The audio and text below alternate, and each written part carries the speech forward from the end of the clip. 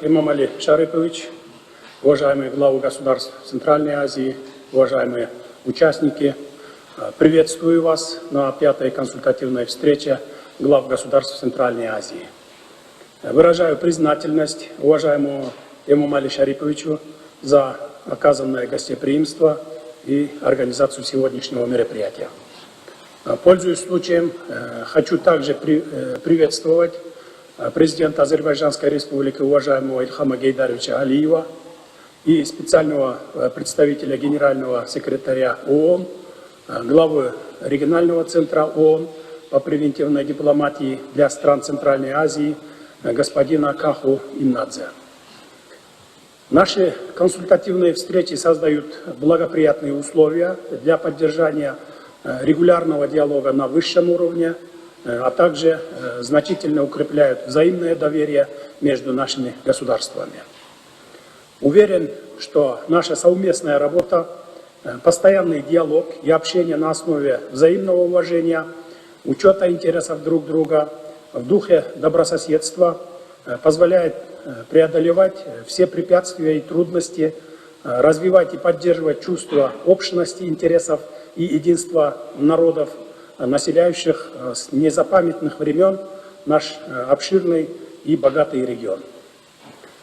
Для Кыргызской республики приоритетными направлениями сотрудничества в Центральной Азии являются расширение и углубление торгово-экономических связей, водно-энергетическая сфера, диверсификация и расширение транспортных коридоров, укрепление транзитного потенциала, решение проблем ирригации и мелиорации, расширение культурно-гуманитарных связей, включая в первую очередь сотрудничество в сферах культуры, туризма, образования, реализация совместных проектов, принятие согласованных мер по обеспечению общей безопасности в регионе. Уважаемые главы государств, вопросы адаптации к изменению климата, использования водных ресурсов и взаимодействия в энергетической сфере приобретают все большее значение. В последние годы в мире в целом и в особенности в нашем регионе все сильнее ощущается негативное воздействие изменения климата. Наблюдаются аномальные морозы, чрезвычайные ситуации, длительная засуха и маловодье.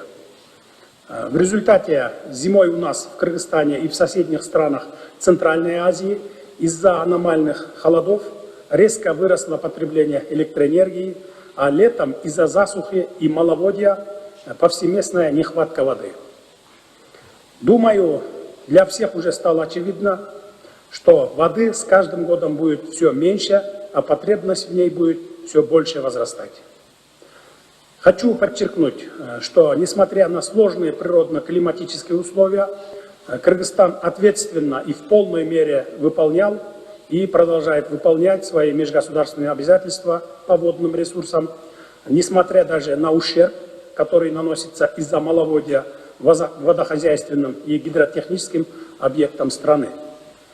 Наблюдаемые негативные тенденции заставляют всех нас задуматься.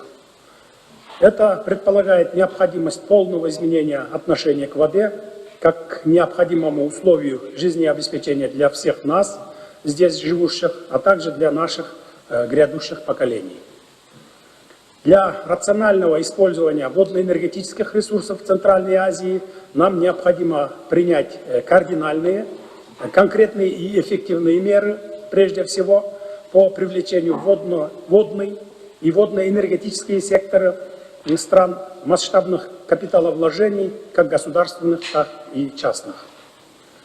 Я также хочу подчеркнуть, что деятельность региональных организаций по вопросам водопользования в Центральной Азии также должна отвечать интересам и потребностям всех стран, как верховья, так и низовья.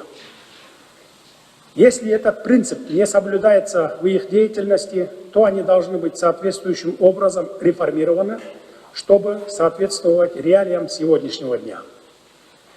Предлагаю начать работу над возобновлением и совершенствованием сотрудничества в рамках соглашения об использовании водных и энергетических ресурсов реки Нарын, Сырдарья между Казахстаном, Кыргызстаном, Узбекистаном и Таджикистаном от 1998 года, которая предусматривает сбалансированный обмен водными и энергетическими ресурсами. Мы открыты и готовы к конструктивному и взаимовыгодному сотрудничеству по всему спектру водно-энергетических вопросов.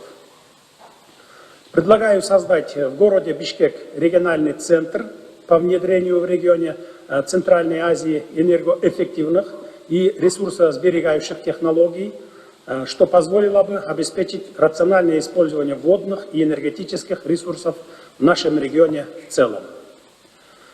Сегодня мы в Кыргызстане меняем свой подход к водной политике от пользовательской к природоохранной, суть которой заключается в обеспечении охраны зоны формирования водных ресурсов, безопасности гидротехнических сооружений и формировании в полной информации об экологическом состоянии в верховьях рек, а также создании экономического механизма для сохранения единой экологической системы и устойчивого развития Кыргызской Республики.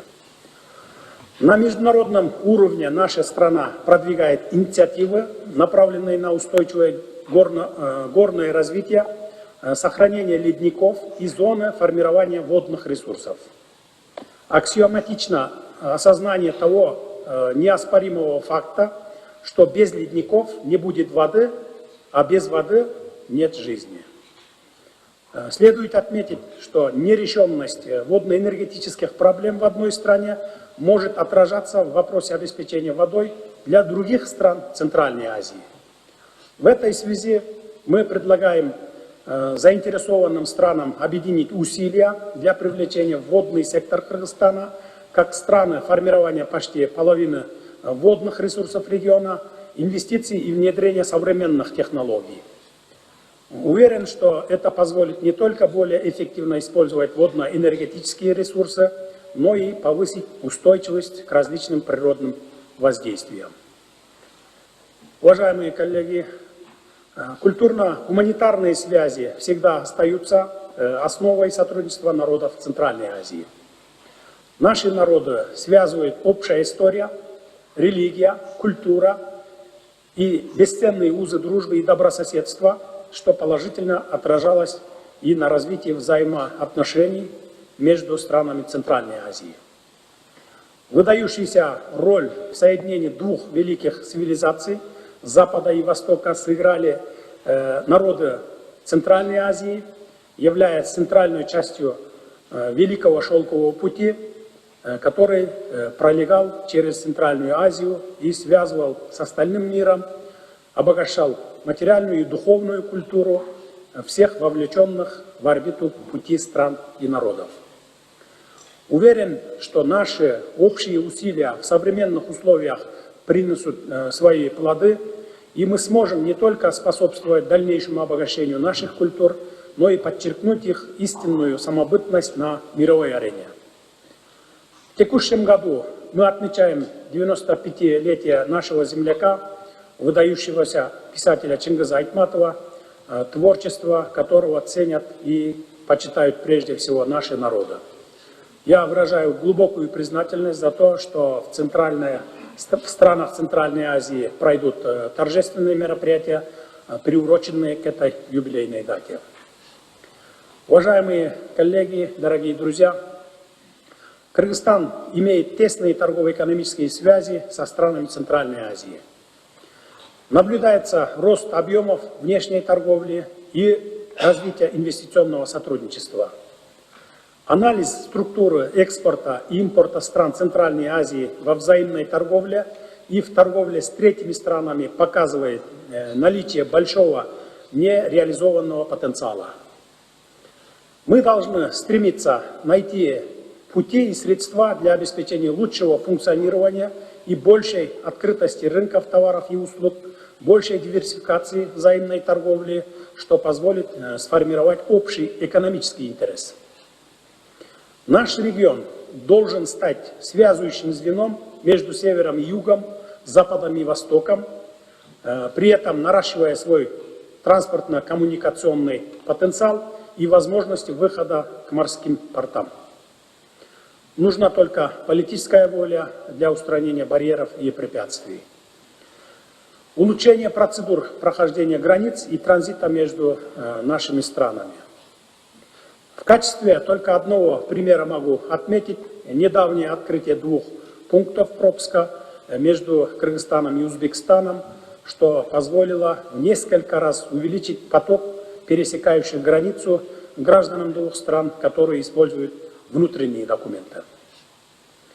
Считаю, что оптимизация потока товаров и услуг через границы Центральной Азии требует упрощения таможенных процедур и создания эффективных транспортных и логистических сетей.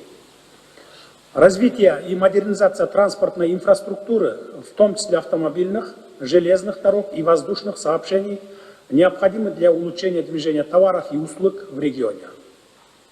Хочу проинформировать, что переход на устойчивое развитие через продвижение принципов зеленой экономики рассматривается как национальный приоритет в среднесрочных и долгосрочных документах Кыргызской Республики. В частности, продвижение принципов зеленой экономики рассматривается через призму обеспечения сбалансированного экономического роста, экологическую безопасность и активное использование ресурсосберегающих и энергоэффективных технологий. В целях развития зеленой экономики и привлечения устойчивых инвестиций мы создаем государственную систему преференций. Одним из приоритетных направлений зеленого развития является внедрение зеленого финансирования, в связи с чем в Кыргызской Республике начато создание механизма финансирования зеленых проектов, одним из которых является создание зеленой финансовой корпорации. Уважаемые главы государств, касаясь вопроса совместного реагирования на вызовы и угрозы региональной безопасности, хотел бы отметить следующее. Для Кыргызстана мир и стабильность в Афганистане является одним из приоритетных условий в системе региональной безопасности. События, происходящие в этой стране и вокруг нее, оказывают прямое влияние на обстановку в регионе. Кыргызская республика глубоко заинтересована в мирном и стабильном Афганистане и готова развивать добрососедские отношения с этой страной.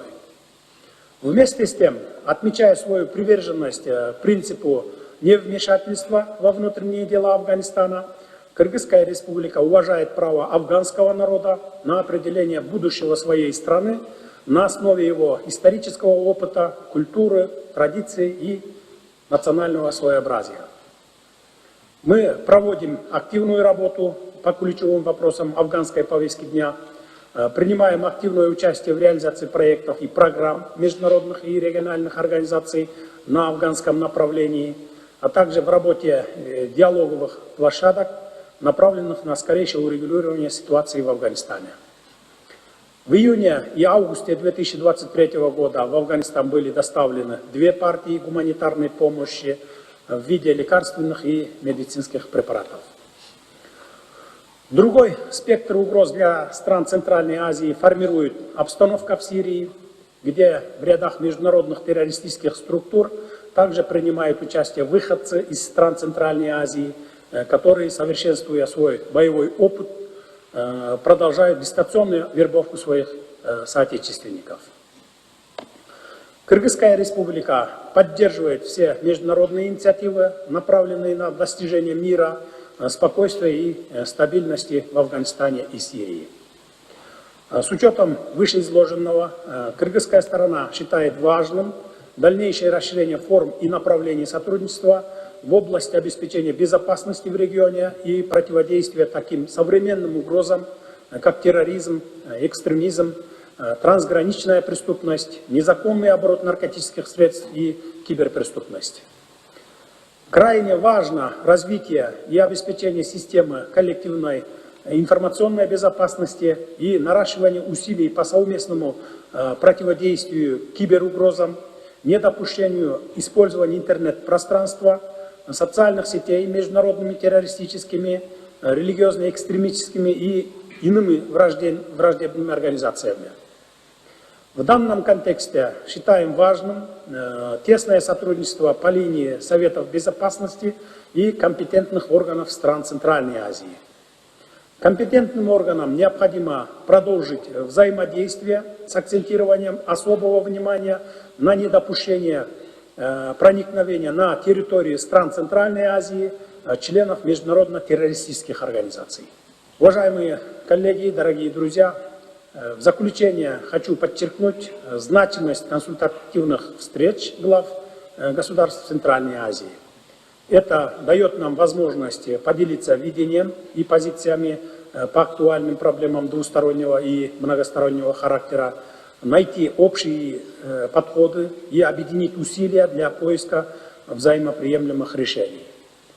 Считаю, что нерешаемых вопросов нет, нужна политическая воля.